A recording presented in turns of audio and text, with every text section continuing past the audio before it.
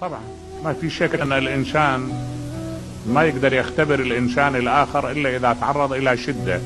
يعني أنت في مسيرتك بالحياة لما تريد تعرف أن هذا صديق لك بالسراء أو لا والضراء بتعرفه بالشدائد. مو يقول أحد الأدباء إن أخاك الصدق من كان معك، ومن يضر نفسه لينفعك، ومن إذا ريب الزمان صدعك شتت فيك شمله ليجمعك.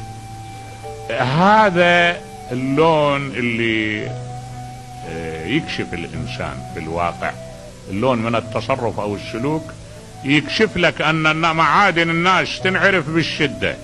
التماطول أكو رخاء عندك وانت اوضاعك مثلا ماشي على ما ينبغي، ما تقدر تتعرف على اصدقائك. تتعرف على اصدقائك اذا